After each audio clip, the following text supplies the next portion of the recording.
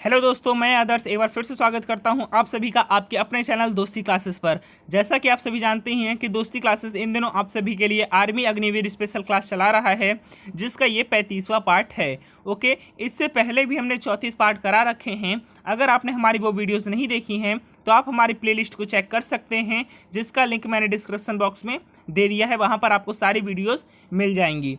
Okay, और अगर आपको ऐसी वीडियोस इंग्लिश मीडियम के माध्यम से भी चाहिए है तो आप मुझे कमेंट कर दीजिएगा। मैं इंग्लिश माध्यम और हिंदी माध्यम दोनों का मिक्सर वीडियो बनाऊंगा। ओके, तो चलिए स्टार्ट करते हैं आज की अपनी वीडियो। हम ज़्यादा टाइम वेस्ट नहीं करेंगे और आपका पहला क्वेश्चन है, विटामिन डी की कमी से होने वाला रोग कौन सा है। आप सभी जैसा कि जानते ही हैं कि किसी भी व्यक्ति के शरीर को सुचारू रूप से चलाने के लिए हमें विभिन्न प्रकार के कार्बोहाइड्रेट, प्रोटीन और विटामिन की ज़रूरत होती है। अगर इनमें से किसी भी चीज़ की कमी हो जाती है तो हमें कई प्रकार के रोगों से जूझना पड़ जाता है। ओके, तो यहाँ पर आपसे पूछा गया है कि विटामिन डी की कमी से होने वाला रोग कौन सा है। आपके ऑप्शंस हैं रतौंधी, बेरी, रिकेट्स या फिर चिकनगुनिया। आप सभी बताइए विटामिन डी की कमी से होने वाला रोग कौन सा है। तो देखिए दोस्तों, इसका आपका जो सही जवाब है वो है ऑप्शन नंबर सी, यानी कि रिकेट्स। जैसा कि आप सभी जानते हैं कि हमारे शरीर में मतलब विभिन्न प्रकार के विटामिन पाए जाते हैं, जैसे कि विटामिन ए हो गया, विटामिन बी हो गया, विटामिन सी हो गया, विटामिन डी हो गया, विटामिन ई हो गया। ठीक, ऐसे करके बहुत सारे विटामिन पाए जाते हैं। अभी आप विटामिन बी में जाएंगे तो विटामिन B1, B2, B3 ऐसे करके भी हैं। ओके, देखिए जो रतौंधी आपका रोग है ये विटामिन ए की कमी से होने वाला रोग है। आप ये नहीं सोचिएगा कि मैंने क्वेश्चन लिखा है विटामिन डी की कमी से होने वाला रोग कौन सा है, रिकेट्स। तो इसका मतलब ये नहीं कि आपके अग्निवीर के एग्जाम में सिर्फ यही क्वेश्चन आएगा। मैं बीच बीच में जो भी फैक्ट बताता जाता हूँ, जो भी एक्स्ट्रा क्वेश्चन बताता जाता हूँ, वो भी उतने ही IMP होते हैं जितने कि ये सारे होते हैं जो मैंने लिखे होते हैं। ओके, तो रतौंधी रोग आपके विटामिन ए की कमी से होता है, बेरी रोग आपके विटामिन बी की कमी से होने वाला रोग है। ओके दोस्तों, चलते हैं अपने दूसरे क्वेश्चन पर। और हाँ, आपसे अगर ऐसा भी कोई क्वेश्चन आ सकता है कि जिसके बारे में आपने सुना नहीं हो चाहे पढ़ा नहीं हो, तो उसको प्लीज़ एक नोट बना के लिखते चलिएगा, जिससे कि आप एग्जाम से 2-3 दिन पहले रिवीजन कर सकें। ओके, मेरे बातों को आप लाइटली मत लीजिएगा बिल्कुल भी, क्योंकि बहुत ही ज़्यादा इंपॉर्टेंट क्वेश्चंस मैं आपके लिए लेकर आता हूँ।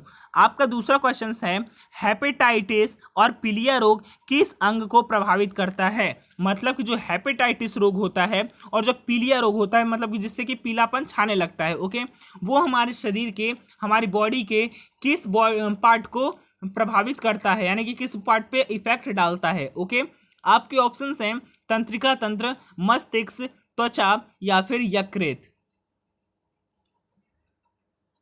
तो देखिए दोस्तों, इसका आपका जो सही जवाब है वो है ऑप्शन नंबर डी। ओके, यानी कि यकृत। हेपेटाइटिस और पीलिया रोग यकृत अंग को प्रभावित करता है। ओके दोस्तों, आपका जो तीसरा क्वेश्चन है वो है, मलेरिया रोग के वाहक का नाम क्या है। आप सही जानते हैं, जैसे मान लीजिए कोई राजा है, ठीक, उसको अपने पूरा शासन चलाना है, तो अब ऐसा तो है नहीं कि राजा सबके घर जाएगा, सबके देखभाल करेगा, ये वो करेगा, मतलब बहुत सारे उसके पास काम रहते हैं। तो उनका कैसे एक ग्रुप बना देता है, सेनापति एक बना देगा, और वो सेनापति उनकी सेना को अलग अलग ग्रुप में डिवाइड कर देगा और सबको अलग अलग काम सौंप देगा। वही चीज़ पूछा, वही काम मलेरिया का भी। मलेरिया का कोई एक वाहक है जो कि पूरा काम देखता है। आपके ऑप्शंस हैं ट्रिपेनोसोमा, एंटीअमीबा, प्लाज्मोडियम या फिर उपरोक्त में से कोई नहीं। आपको यही चीज़ बताना है कि जैसे राजा के सेनापति होता है वैसे मलेरिया के वाहक का नाम क्या है। तो देखिए दोस्तों, इसमें जो आपका सही जवाब है वो है ऑप्शन नंबर सी। ओके, यानी कि प्लाज्मोडियम। जो प्लाज्मोडियम वाहक है वो मलेरिया का ही वाहक है और वही सभी लोगों में रोग फैलाने का काम करता है। इसलिए रोगों से बच के रहिएगा, क्योंकि अगर आपको एक भी डिसीज हो जाती है तो उससे आपको बॉडी को बहुत ज़्यादा इफेक्ट होगा। आपका चौथा क्वेश्चन है, दांत किसके कारण से होने वाला रोग है। आपने सभी ने देखा होगा टीवी में जो एड्स आते हैं उसमें भी आपने देखा होगा कि बहुत से लोगों को दांत हो जाता है, यानी कि लाल लाल हो जाता है, वहां पर खुजली होती रहती है। ओके, आपको वही चीज बताना कि दांत किसके कारण से होता है। आपके ऑप्शंस हैं कवक, प्रोटोजोआ, जीवाणु या फिर विषाणु। दोस्तों, अगर आपको मेरी क्लास बोरिंग हल्की सी भी लगे तो आप मुझे बता दीजिएगा, मैं बोरियन पर बिल्कुल नहीं करूंगा और अपनी क्लास जल्द से जल्द खत्म कर दूंगा। मैं आपको अच्छे से इसलिए समझाता हूं ताकि आपको चीज़ें अच्छे से बिल्कुल समझ आ सकें और आपका कॉन्सेप्ट क्लियर हो सके। देखिए, तो जो आपका दाद है वो आपका ऑप्शन नंबर ए, यानी कि कवक के कारण होने वाला रोग है। ओके, मैंने ऊपर के 4 क्वेश्चन रोग से इसलिए लिए थे क्योंकि आजकल आप सभी देख सकते हैं कि लोगों को कितना ज़्यादा मतलब बीमारियां पकड़ रही हैं यहाँ वहाँ की।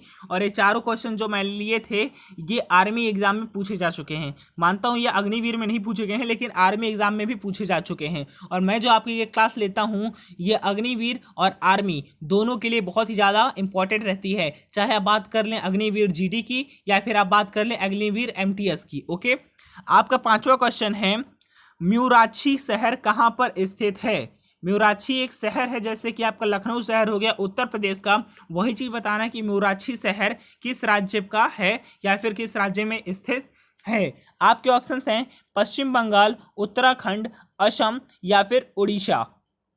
जल्दी से इसका आंसर कमेंट कर दीजिए।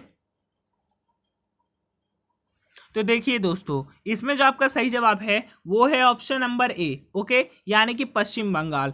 पश्चिम बंगाल म्यूराक्षी मतलब जो पश्चिम बंगाल में ही म्यूराक्षी शहर स्थित है। और जो बात कर ले हम लोग अगर असम की, तो ये सभी जानते हैं कि असम जो राज्य है ये चाय का सबसे बड़ा उत्पादक राज्य है अपने भारत में। किसका? चाय का। आपका 6ठा क्वेश्चन है, गेहूं का अग्रणी उत्पादक देश कौन सा है? यानी कि पूरे विश्व में, पूरे वर्ल्ड की बात की जा रही है, पूरे वर्ल्ड में सबसे ज़्यादा गेहूं का उत्पादन कौन सा राज्य करता, कौन सा देश करता है, वो चीज़ आपको यहाँ पर बतानी है। आपके ऑप्शन हैं ए जापान, बी चीन, सी स्पेन या फिर डी रशिया। तो देखिए दोस्तों, इसमें जो आपका सही जवाब है वो है ऑप्शन नंबर बी, यानी कि चीन। ओके, चीन गेहूं का सबसे बड़ा अग्रणी उत्पादक देश अग्रणी उत्पादक देश है। ओके, बात करें हम लोग रशिया की, तो रशिया का जो पहले नाम था वो था रूस, जिसको बदल के अब क्या कर दिया गया है? रशिया कर दिया गया है। ओके दोस्तों, आपका 7वां क्वेश्चन है, एलजी किस देश की विश्व प्रसिद्ध इलेक्ट्रॉनिक कंपनी है? बताइए। एलजी जो कंपनी है, जिसका एलजी जो आपने इलेक्ट्रॉनिक चीज़ सुनी होगी, जैसे फ्रिज हो गया, वॉशिंग मशीन हो गया, टीवी हो गया, ये सारी इलेक्ट्रॉनिक चीज़ें हैं। ओके, तो आपको बताना है कि जो एलजी ब्रांड बना हुआ है, एलजी जो कंपनी है वो किस देश की है? आपके ऑप्शन है ब्रिटेन, फिनलैंड, अमेरिका या फिर दक्षिण कोरिया। अगर आप लोगों में से किसी को भी एलजी का फुल फॉर्म मालूम हो तो भी मुझे बताइए। तो चलिए दोस्तों, मैं इसका आंसर बता देता हूँ, वो है आपका ऑप्शन नंबर डी, यानी कि दक्षिण कोरिया। ओके, एलजी दक्षिण कोरिया की विश्व प्रसिद्ध इलेक्ट्रॉनिक कंपनी है। मैंने आपसे पूछा था कि एलजी का फुल फॉर्म क्या है, तो एलजी का जो आपको फुल फॉर्म है वो है लाइफ्स गुड। ओके, क्या? Lives good. चलिए दोस्तों, हम चलते हैं आपके 8वें क्वेश्चन पर, और आपका 8वां क्वेश्चन है, शीश महल ट्रॉफी किस खेल से संबंधित है? यानी कि जो शीश महल ट्रॉफी है वो किस खेल से संबंधित है? आपके ऑप्शंस हैं बैडमिंटन, क्रिकेट, टेनिस या फिर हॉकी। जल्दी बताइए दोस्तों, शीश महल ट्रॉफी किस खेल से संबंधित है? तो देखिए, आप इसमें जो आपका सही जवाब है वो है ऑप्शन नंबर बी। ओके, यानी कि cricket. Sheesh Mahal trophy cricket खेल से संबंधित है। आपका 9वां क्वेश्चन है, बॉलीवुड खेल का बॉलीवुड में भूल दिया, वॉलीबॉल खेल का जन्म किस देश में हुआ था? ये पता नहीं मेरे माइंड में बॉलीवुड कहाँ से आ गया। आपका क्वेश्चन नंबर 9 है, वॉलीबॉल खेल का जन्म किस देश से हुआ था? आपके ऑप्शन हैं जर्मनी, अमेरिका, स्विट्जरलैंड या फिर स्कॉटलैंड। जल्दी से इसका भी आंसर बता दीजिए अगर आपको इसका आंसर पता है तो। इसमें जो आपका सही जवाब है वो है ऑप्शन नंबर बी। ओके, यानी कि अमेरिका। वॉलीबॉल खेल का जन्म कहाँ हुआ था? अमेरिका में हुआ था। दोस्तों, आपको मैं एक होमवर्क प्रश्न दे रहा हूँ, आपको बताना है कि जो आपका टेनिस है इसका जन्म किस देश में हुआ था।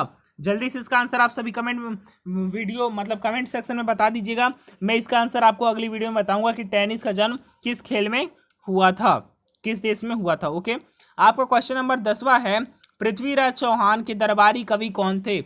आपने पृथ्वीराज चौहान के नाम सुना होगा, जिनका कई बार युद्ध किससे हुआ है? मोहम्मद गौरी से हुआ है। गौरी नाम समझ के आप इन्हें लेडीज मत समझ लीजिएगा, ये एक पुरुष ही थे। ठीक, और इनका युद्ध कई बार पृथ्वीराज चौहान से हुआ है, जिसमें पृथ्वीराज चौहान ने इन्हें बार बार मात दी है, लेकिन लास्ट में गौरी क्या करता है? धोखे से पृथ्वीराज चौहान को बंदी बना लेता है। ये क्वेश्चन मैंने क्लास 9 में पढ़ा था, अभी तक मुझे हल्का हल्का ध्यान है। ओके, आपके ऑप्शन हैं चंद्रबरदाई, हरिसेठ, कालिदास या फिर रविकृति।